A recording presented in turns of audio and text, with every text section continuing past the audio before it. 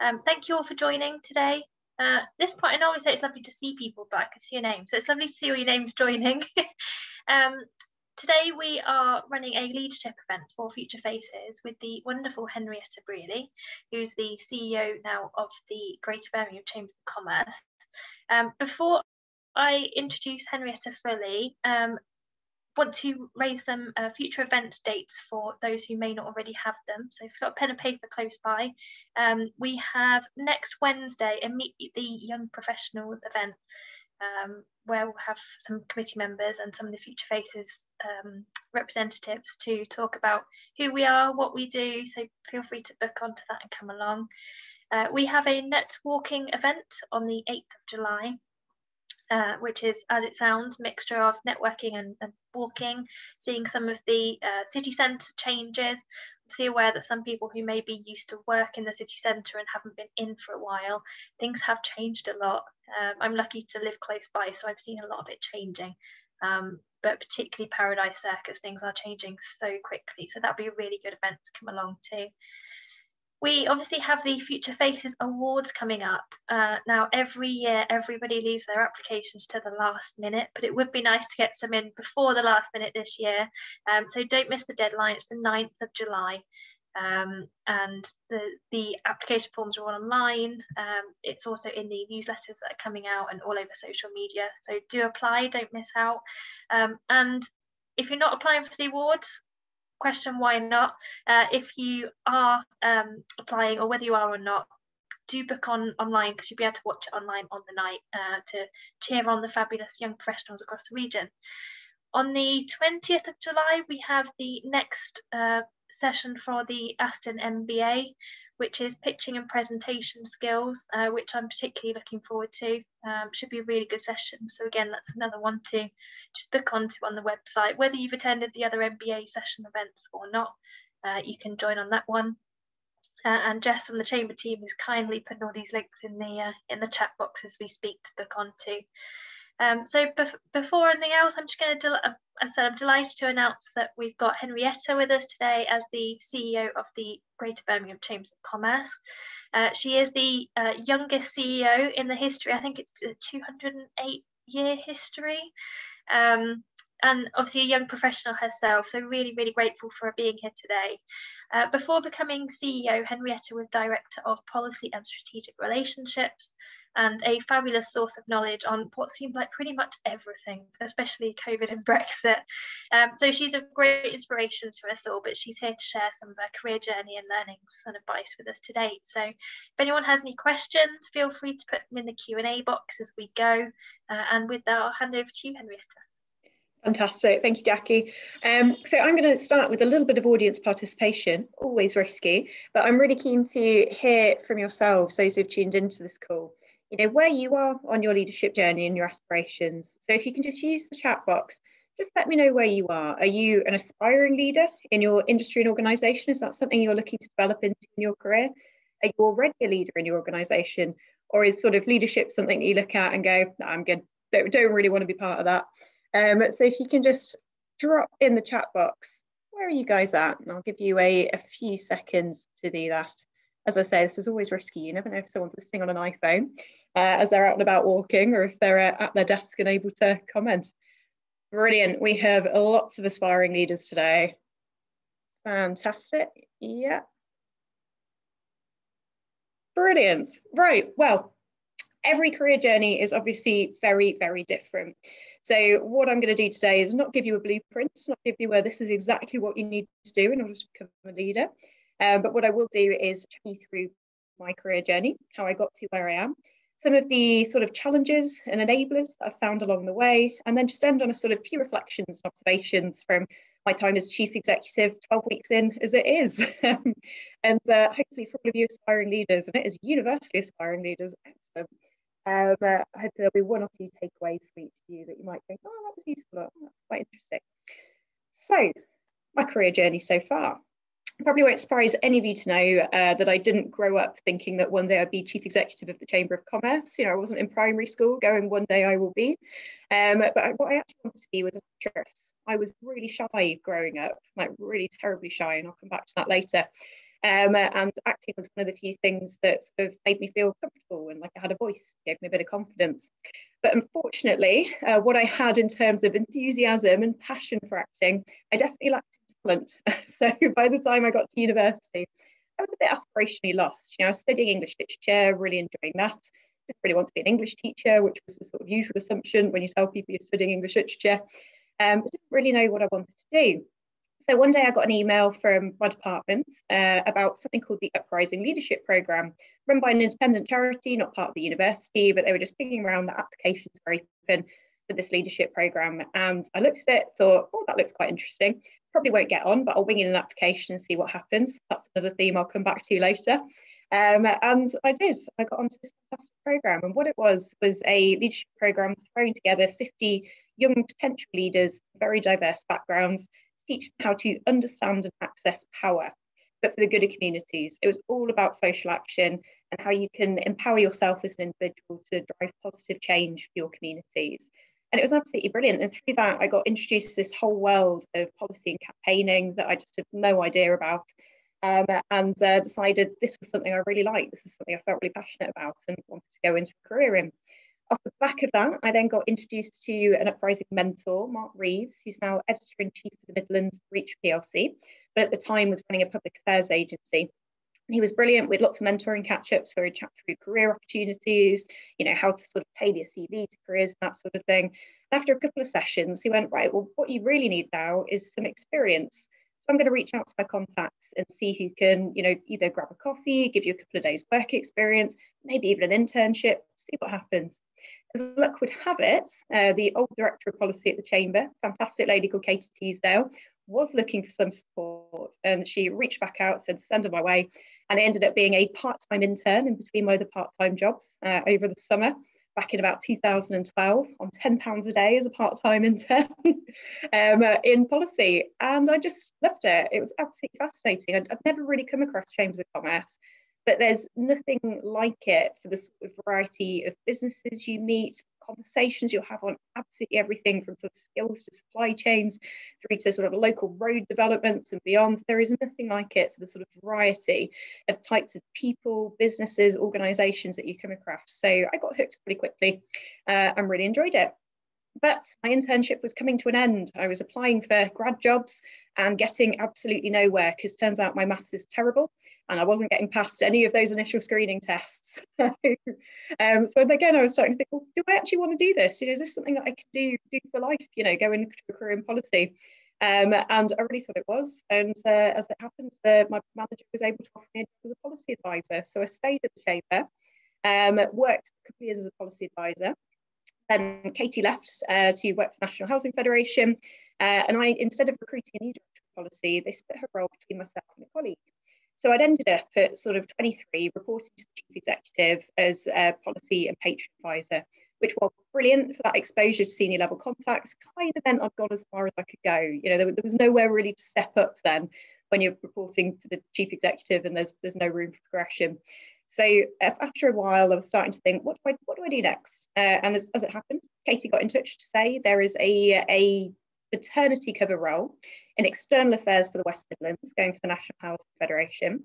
It would be a step up in terms of responsibility and seniority.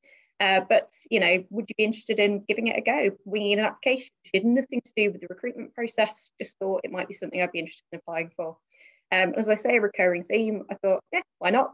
Winged in an application, didn't think I'd get it, and I did. And it was brilliant because what being a maternity cover role meant was that while it looked like it should be out of my reach in terms of the level of seniority they were asking for, the level of experience, actually they were willing to take more of a chance on this fixed term role than perhaps they would have been able to do for a permanent role. So at 24, I was running external affairs for West Midlands National Housing Federation on that fixed term basis. About 6 months in, I was then thinking, well, what do I do now? Because obviously 12-month contracts and National Housing Federation have been brilliant. They'd said, you know, if we can, we'll keep you. But odds are the job will be either in Bristol or London because that's where their offices were. And I really love this region. You know, I love Birmingham. I've got so many friends here. I'm so passionate about the place. I really wanted to stay. So I was starting to think, well, what do I do? What's my next step? as luck would have it, the then chief executive of the chamber, Jerry, was retiring, and his successor, Paul, needed to bring back the position of director of policy because that wasn't his background. He wanted a senior level role to really sort of take responsibility for that whole area. And I got a call from Jerry saying, you know, I don't know if you can be what he's looking for, but I think you should apply. And I thought, why not? Winged in an application. did wonder about whether it would be a bit weird going back to somewhere I'd only left, you know, sort of less than a year before. But just ignored all that, winged in an application, waited to see what happened, and I got the job, which was fantastic. So then at 25, I was director of policy for the chamber, and that's where I've been for about the last 5.5 years. I became chief strategy officer earlier this year in recognition of the wider operational activity I was doing to drive strategy across the chamber. And then when Paul, our chief executive, announced that he was leaving the organisation, the opportunity to apply came up. And again, I thought, why not? Winged an application, didn't think I'd get it, and I did. And it's been absolutely fantastic. And I think, you know, if I can leave you one key message around my career journey, it'd be, you know, I don't think it's your job to ever tell you that you're not ready to go for these more senior roles. Just go for it. You know, it's that sort of the way the stories we tell ourselves and the way we think of ourselves, which shapes so much of our career trajectory. And if you look at a job application and think, probably not ready, then, you know, what's the worst that could happen if you just stick in an application, see what happens? If nothing else, it shows you're ambitious, which can only be a good thing. So that's my career journey. That's where how I got to where I got to now. I've got a few points around sort of some of the challenges and enablers that I've found along the way. And, you know, the first is definitely the age thing, shall we say, which, you know, as Jackie pointed out, you know, the media coverage around my appointment, all around being sort of, you know, the youngest chief executive in Chamber's history, etc., which I have to admit, I do hope is the least interesting thing about me, because I'm not going to be a young chief executive for long. But certainly when I first started as director of policy at the chamber, it was a pretty steep learning curve. You know, I'd be going into rooms as a 25-year-old, probably looking like I was about 17, to be honest. I think I even still had braces when I started in that role. And sort of, you know, having to go into senior level networking events, those sort of, you know, decision maker roundtables, all of those sorts of things, looking more like most of people's kids than their peer. And I noticed I had to work a little bit harder along the way. You know, it was harder at networking events to get people to maintain eye contact and keep talking to me instead of sort of looking over their shoulders for who else to talk to. It was harder when we were doing roundtables to get the chair to actually pick me to contribute, even though I was doing exactly the same as, you know, everyone else around the table. And, you know, it was just generally harder to be taken seriously at that level. You know, I even had the chairman of a large public institution that will remain nameless asked if I was shadowing my boss on work experience once, which he was very embarrassed when I pointed out that I was not. But it's that sort of instant snap reaction that people have to you when you don't look like they'd expect a senior leader to look, which can be quite hard to overcome. But the way I've always done it is just, you know, focusing on being confident, being brilliant, being heard, and then everything else will follow, and almost making a competition out of it and going, if I sense I'm meeting someone and they're not, you know, they're maybe a bit taken aback that I am younger than they'd expected, or, you know, I don't quite look like they'd expected, you know, how can I turn that around? How can I make them leave that conversation as my advocates rather than going, who was that young person? So I've always done that. It's not always been easy. Like I say, I've not always been confident, which I'll come to shortly. But that's sort of just focusing on being brilliant, being the best you can be, and always being heard, even if you feel like actually others in the room might necessarily not want to hear what you have to say. That does bring me to confidence. As I say, when I was growing up, I was incredibly shy. Like I cannot describe the level of shyness and anxiety. You know, literally to the point that as a teenager, if someone I didn't know very well, not just didn't know at all, didn't know very well, was hanging out with my friendship group, I just didn't speak, just could not speak at all, because I'd get so wrapped up in my head about saying the wrong thing, feeling really anxious, you know, just feeling really deeply awkward the whole time. And it's only been sort of, you know, over a lot of hard work and sort of, you know, working on the way I think about myself, the way I talk to myself, and a lot of the time faking confidence until I feel it, that I've been able to get past that and develop. And, you know, it is honestly, it's one of those things I'm really proud of. I look at myself at 25, at 20, hit 15, and I'm so different on each of those ages in terms of my confidence and ability to sort of, you know, communicate and engage with people, etc. That it really is that sense of it's just constantly developing. So, you know, like I say, don't worry if you don't necessarily feel the most confident. So much of it is just around faking it, and then eventually, you know, the way you feel and the way you think will catch up with the way you behave. That's the two main challenges, I'd say. In terms of a couple of the main enablers, you know, the first has been around being able to broaden my horizons. You know, I've been very lucky through the chamber that I'm exposed to a huge range of different business practices, business models, business leaders, thought leadership, public sector stakeholders, trajectory on policy, all of those sorts of wider strategic environment pieces, which really helped me develop in my career and be able to represent myself as someone who can go into strategic level roles. But I've also always sought out those opportunities. You know, I've always done non-executive positions, board positions, volunteered externally, tried to get involved in external activity, just to get that sort of breadth of view. And I have to say, things like Future Faces and the Chamber are really fantastic. If you don't get that in your organisation, being able to get that breadth of engagement with the business community, learn more about those strategic issues and agendas that are taking place across the city, country and world.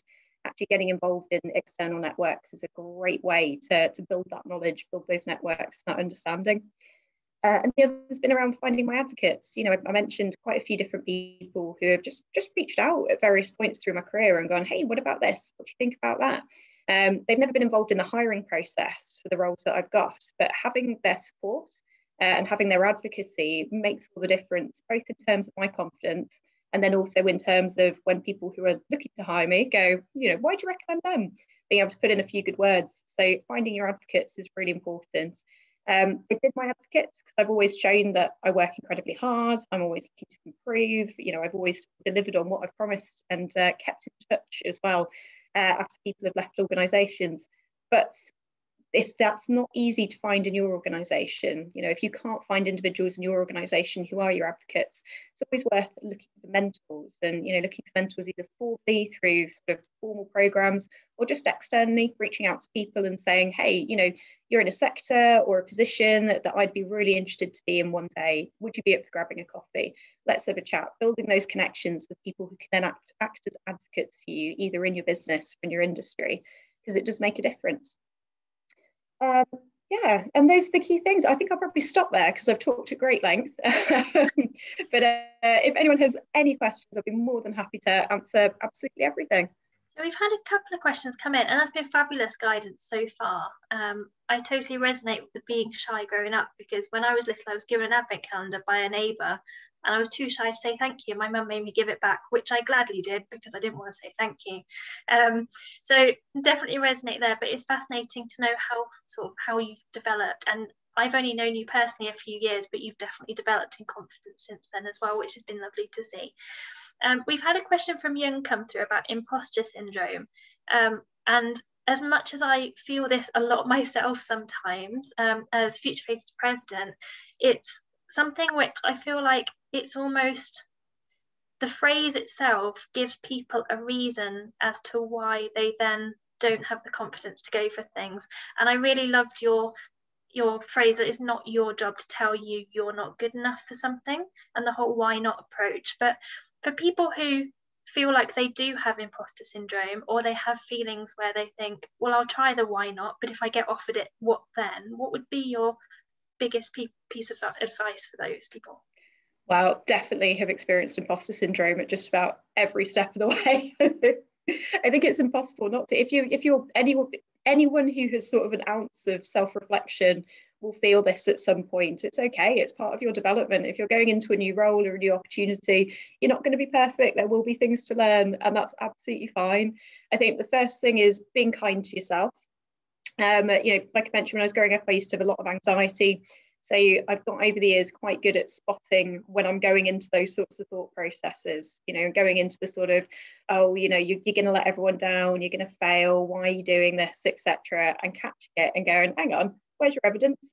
So I'm quite an evidence-driven person. That's how I operate. I'll always do the thing of, well, let's look at what I'm achieving, let's look at my results, that's my evidence. That's what I can go off. What have people actually said? What's been the feedback? That's what I can go off. These thoughts, like these worries, you know, it's nothing. It's not real. It's what's going on in my head rather than sort of in the real world. So doing that sort of approach has really helped me. And you know, it doesn't mean I don't feel like myself sometimes. I just think it's human. And that's you know, another reason why I went for the job that I did, is I've met a lot of chief executives in my time, and they're all human. They're all flawed. No one's perfect. Everyone's learning. Everyone's developing, and that's completely fine. And it is just, like I say, I think that main piece, be really kind to yourself, and focus on what's actually happening rather than your worries, is the best way to get past that. And in terms of communicating it, I mean, you know, I think part of the job of being a chief executive is not passing on your worries to people around you. So, you know, making sure that, yes, that confidence piece, fake it till you feel it, is still really important, and only, you know, focusing on issues that actually need addressing rather than sort of putting pressure on the team to support and bolster you. I actually have an executive coach, which has been brilliant. I can highly recommend, if anyone's heading into a leadership position and you've got worries or concerns or things you want to work through, it's a really good process for sort of ordering your thoughts and then thinking about the actions you can take to keep moving forwards. That's really useful and really very, what's the word, human as well. I know I've had a comment just thanking you for being so honest and candid about it. So it's great to have this opportunity. We've got a question from Saba. What's your long-term vision of where you'd like to head to? I have no idea. Definitely going to be doing this for a while. And yeah, then I really don't know. I'd almost be interested at some point in the future. I don't know when it will be, but at some point I do want to hit pause and go back into education, do a PhD, possibly on organisational leadership and management, because I just find it absolutely fascinating. I'm such a management and leadership nerd. So at some point I want to do that, and then possibly reinvent a career off the back of that. But I'm talking years down the line. For now, I'm very happy doing what I'm doing, and I hate to say it, don't have that proper 5-year plan all worked out. Which is nice to hear, because I think sometimes there's so much pressure to feel like you should. Nothing that's happened in my career has been totally planned. You know, I've been open to opportunities, looking for opportunities. I think that's the key thing, you know, being open and getting out there and sort of creating the space for opportunities to come to you. But certainly I couldn't have predicted the opportunities that have come my way. And it shows the importance of having advocates and that network around you. Next question we've got is, how do you interact with people who are either disagreeing with you all the time, or it feels like they're in competition with you? Oh, that's a very good question. I'm a logic person, so I'll calmly just logic them through. So where I have had this, it is just the sort of, firstly, understanding why people are behaving like that, I think, is always really important. Is it because people feel threatened or under pressure? You know, what is the root cause? Because I genuinely think in real life, most humans are pretty nice and pretty rational. So where you come across sort of conflict, particularly in the workplace, it's working back, okay, what is the root cause of that conflict? And how can we get past that? And then, like I say, just being very calm and very rational and working through why I think the way I think and why I think it's important. And also being open to what they might have to say, because, you know, sometimes the way people say things can put you on guard and make you want to say, I want nothing to do with this. But actually it doesn't mean there might not be some good points buried in there. So, you know, sort of always having that self-reflective thing of actually, you know, let's see what's happening here. I'm a big fan of, I don't know if anyone else follows Am I the Arsehole on Reddit? But I'm using that sort of mindset of, let's look at this situation. The situation's not going the way I want it to go. Is it me? Could I change my behaviour to influence the outcome of the situation? Because that's what's important, the outcome and what moves forward. But yeah, generally speaking, it's getting to that root cause, tackling that, and then being very calm and logical and working through why people think the way they think, and actually, you know, is there anything in their argument, or are you bang on right? And sometimes I'm bang on right, and sometimes there is something to learn. I'm definitely gonna have to check that out on Reddit. Are there any good sort of books as well that you've read on that topic while we're discussing it as well? Oh, so not so much books, but although I have got a number of favourite management books. I'm currently reading Creating Magic, which is the what's his name? Former Disney exec. That's more around creating workplace cultures. Also a book that I'm a big fan of is Good Strategy, Bad Strategy by Rumelt, which is a really nice one for just sort of clarifying in your head how you drive things forward, how you assess an issue and then drive an organisation or a department forward, and go from strategy being sort of, something nice on a bit of paper to actually driving real change. Really like that one. But in terms of things that have worked well for me, we work very closely with something called Curium Solutions, who are a lovely business based in Birmingham. And they use something called Tetramap as their sort of, personality test. You've probably all done different sorts of personality tests. What colour are you? What animal are you? Where are you on the sort of Belbin scale? All of those sorts of things. But this is a really nice one because it sort of separates people with by elements, and it looks at the different personality types and helps explain why people behave the way they behave. And sort of, for you to think through, we use some of the language in management meetings now where one of the personality types is high air, and high airs are pernickety. They want to know all of the detail all of the time, and if you ask them a question, they will question the question before they answer the question, but actually that's not because they're difficult or unpleasant. It's just because that's the way their brain operates. That's what they need in order to feel comfortable, and that they feel informed and able to do their well. And actually it's really useful because sometimes you need to ask a question and you need the detail. But so just looking at all those sorts of different personality types and how you can adjust your own preferences to match the personality types that you see around you, and make sure that you're sort of giving people what they need to bring them with you on that journey. Okay. There's been a few comments. Other than Creating Magic, which was the first book you mentioned, what was the name of the second one? Good Strategy, Bad Strategy. Good Strategy, Bad Strategy. Okay, so next question. We say mentorship and reverse mentorship is really important.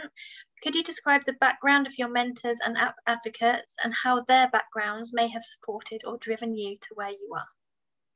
Oh, okay. So my first and actually only proper mentor was Mark, who, like I say, is now at Reach PLC as the regional editor. His background was in journalism, then went into public affairs, then back into journalism. Reach own all of your sort of Birmingham Lives, Trinity Mirror, all of those sorts of publications. Yeah, I guess all of my mentors and advocates, thinking about it, have been people who care. Like, I know that sounds really strange, but people who care about the city region, care about wanting to see other people develop, have probably been supported themselves in ways along their career. Yeah, because I think so. That was Mark. Katie, my former manager at the Chamber. Her background was very similar to mine. She'd started working at the Chamber when she was quite young. She was quite young when she was policy. And she's absolutely brilliant, but she's very into sort of social justice, campaigning, etc., which is why she went to the National Housing Federation to be able to focus more on that. And then Jerry, just a good guy. I don't know if that helps. They've all been a bit different. They've all had different backgrounds. But I think the thing that's united them is they're people that care and just want to see, the region succeed, want to see people who are developing in their organisations or in their networks succeed. And yeah, generally have that positive attitude. Brilliant. Going a little bit back a bit, I probably should have asked this one first, but what do you do if people are not agreeing with you full stop, even if you've tried going through your logic? It's a rare scenario, but it happens. Do you know, I've never had that happen on a really big thing. Do you know what I mean? Like it's always been around smaller things. And in those situations, it's always looking at it and going, is this the hill I want to die on? Is this the one where I want to use the sort of limited cards I have of I'm the boss, you will? Or is this one where we go, actually, we compromise? Because, you don't, we've been trying to create a sort of collaborative work culture. You don't want to have that sort of command and control structure. And like I say, it's only ever really been on quite small things, sort of the tone of something or, the way we're approaching a particular thing. And yeah, generally speaking, it's the looking at it and going, is it worth using that limited capital you have to say, yeah, you just will, I'm your manager, I'm the boss, or is it worth going, you know what, let's see what happens if we do it your way this time. And then taking the sort of, the sort of brownie points for trust rather than the command and control side. And sometimes you do need to, there have been times where I've just gone, yeah, this is just the way we're going to do it. And then you'll see the results and you'll understand why I said we should. But most of the time it is just that sort of, making sure you're keeping it in its context. Because it can be easy when you're in a disagreement almost to forget why the disagreement started and what the whole point of the whole thing is. And it just becomes about being right. And in those cases, no one wins. That's where the confidence comes in. I've got a question from myself while we're waiting for some more to come in. Obviously, with each new role that you've taken, you've stepped up a level, if you like. How have you gone about negotiating the salary for the next level up each time? Because this is something I've been asking friends and family recently, sort of how they go about this sort of thing, and if it's something we might want to do a future event on. So how have you gone about the sort of, yes, I'm at this level now, but I warrant this salary because it's a more senior role type conversations? So I'm not going to pretend I'm very good at this. It's, particularly when you're young going into more senior level roles, it can sometimes feel like you should just go, thank you. Thank you for the opportunity. What I have been able to do in the past is literally that, and go, say going from National Housing Federation to the Chamber, go, I know this was the bottom level that the role was advertised at, but actually my current salary is this, and for me to take this job and go, I'd want to see this. And just have that very logical conversation, because again, it's not something to be embarrassed about. Asking for what you're worth, it should absolutely be something that you'll do, but I'm not going to pretend that I'm a whiz on negotiations. It's just sort of that, if you're being lowballed, don't be afraid to call it out, and don't be afraid to check online what are comparative roles, etc. Build, if you need that confidence, to build your evidence base why you should be being paid more. It's always worth checking out, well, actually, what does the market look like? And having that sort of in your back pocket to go, this isn't an unreasonable ask, this is perfectly sensible for my level of experience, my capability, and the fact that I'm bloody good at my job. So, yeah, I think that would probably be my advice. No, brilliant. So in terms of finding advocates and creating a network, for anyone who maybe doesn't have that yet, and I'm always a big advocate of create your network before you need it, because when you need it, it's too late. You want it in place already. So for anyone maybe starting out, maybe a new Future Faces member, what would be your guidance on creating those relationships, if you like? So this was one of the best things I got taught on the Uprising programme, and I've always taken with me. We'd have lots of speakers come in to deliver sessions, and anyone who I even thought, oh, you're quite interesting, or that was vaguely interesting, I'd go up and talk to them afterwards, connect with them in normal times, grab a coffee, and just sort of establish yourself as someone who's curious, interested in them, interested in what they're doing, looking to learn, etc. And of course, getting across who you are as well. So that's sort of not being afraid to just literally reach out to anyone you go, oh, that's interesting. That's one really good way of building that contact base. Things like your peer groups as well.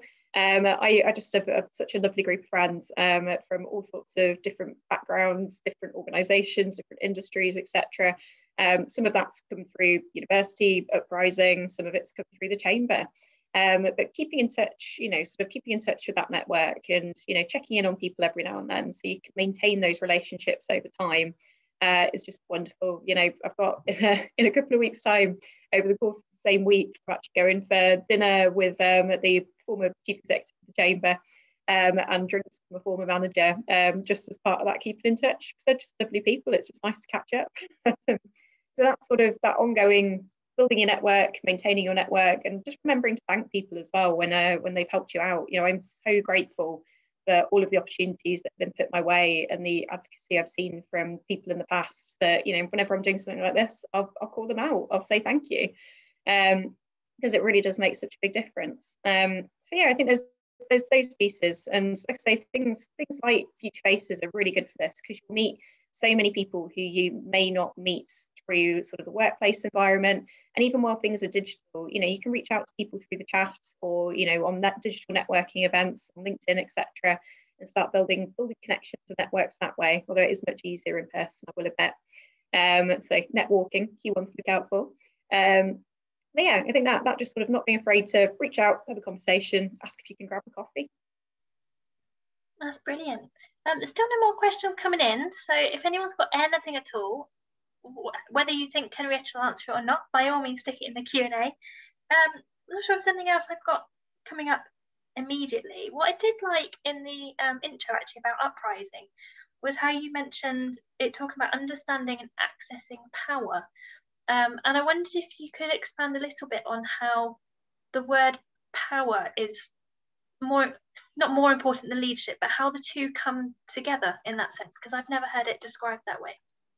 Yeah, so power in this context is who is in a position to influence. So, for uprising, it was you spot an issue in your community, how do you get to the people who have the power to do something about it? And what it taught really well is that actually power is more dispersed than you think. And actually, it could be the obvious people like the leader of the council or, the MPs or chief executives of big organisations, or actually it could be those gatekeepers, the people who actually are responsible for what's happening on the ground that are the place with the power to do something about it. So that's the sort of context of power in that case. And like I say, it's really good for making you think, yes, leadership matters, but actually if you're looking to affect change, if you're looking to get something done, actually you don't always need the chief executive. You might need the person who has the chief executive's ear, or the person who's actually going to be doing the doing and making the real difference to make it happen. Which I think was just, again, a really useful lesson early on of, titles and status, great, but actually what matters is the people who are going to get things done and move things along. Brilliant. And we've probably got time for a couple more, if any more do come in. But is there one thing that when you became CEO, you thought, this is the thing I'm going to do first? This is the first maybe change I want to make, or what was your first step? To be honest, my first step was listening, because I might have worked for the chamber for a very long time, but I've almost 10 years, taking into account that gap. But I don't know everything, and I don't know how people were thinking about the chamber and engaging with the chamber outside of my particular department. I had a view from being on the board, but not sort of that detailed view. And people have different conversations with you once you're in those positions. So the first was really listening. I'm still working through one-to-one coffees with digital coffees with every single member of the team at the chamber. We employ just under 90 people, which has just been, it's brilliant, because when you make that time to just speak to people and go, this is your time, you learn so much more about people than you do, when you're all just on a Zoom call, or you're in the office having a quick coffee, but you're just saying, hi, how was your weekend? Yeah, good, thanks. How was yours? Like, that time is so important just for learning about people as people. But also, what makes them tick, what they're thinking about, what they're worrying about, and that I then need to know and think about on sort of mass as leading the organisation. And then same again externally, what are the perspectives? What do people think about us? What are they surprised that we do and don't do? And it's been really, really interesting gathering up all of that intelligence and sort of going, okay, how does this shape what we do next? Because I think, particularly coming out of a pandemic, no one wants a chief executive to come in and go, right, time for radical change, everyone. Everyone's knackered. I just want things to get back to normal and business as usual. So just taking that time to really absorb it all. And then when we start to make changes, we have got some really positive steps on the way, particularly around sort of internal people development, but then also looking at some of our external products, particularly around international trade. There's some really cool stuff under development. But when we come to that, it's off the back of lots of engagement, lots of listening, lots of understanding where people are and what we can do to really keep bringing the place forward, rather than just me going, as an individual who's just been landed in this role, here's my vision, go. That makes sense. Probably only got time for one more or so, but there's nothing else coming in at the minute. The only other thing I'd say is maybe, obviously you've worked at the chamber and now you've gone up the ranks. Is it different now working with your peers as CEO as what it was when you were in the policy team? Because I know particularly women stereotypically are terrible for this. There's a lot of maybe helping males up the ranks more than females, because there's that sort of lack of self-confidence and not wanting others to take over. But how do you feel it's changed sort of working relationships, or has it not, with the going up the ladder? To be honest, I wondered if it would, but I don't feel like it substantially has. But you'd probably have to ask my colleagues if if they're different with me, and I just haven't noticed. But I genuinely want to have a very sort of inclusive and open approach to leadership. I want to hear people's views. I want to know if people disagree with me, because they may have a very good reason for doing so. And we already had quite a collaborative approach to producing strategy, particularly at an exec level. So that sort of approach I want to keep and I want to build on. And I hope I haven't noticed anything radically different. In some external conversations, it has been interesting, sort of external stakeholders being slightly different, a bit more politics coming into play, which has been again a bit of a learning curve of trying to unpick, like, why is that? And again, it is just that change of role. Instead of people interacting with Henrietta as Henrietta, they were interacting with me as the chief executive, and the sort of the idea of a chief executive, rather than sort of me as the individual. But once I sort of got my head around that and understood why that was, it's you understand the lay of the land, you can manage the situation. A lot of it does come into understanding other people. So there's one final question. Obviously you've mentioned about advocates, and there's a couple of books you recommended, but on the whole, is your leadership and management skills more from books or from mentors? Obviously you've got the experience as well, but where's your more sort of your go-to for those? Kind of both and everything. It's probably sort of a great big casserole of influences from all sorts of different places, including things like I feel very lucky to have been involved in our Growth for People campaign at the Chamber. It's something we run annually. We've run for 4 years. We ran it out of our policy team when I was director of policy, and it's all about leadership and people management practices. So through that, it's lots of panel discussions with key CEOs, small businesses and large, training and workshops on lots of different topics, etc. So you just pick it up sort of over time, and it's built into whatever my final leadership style may be. Well, brilliant. Thank you so much for joining us today. I think we're at time now, or is it until 1:30? Just better check this one.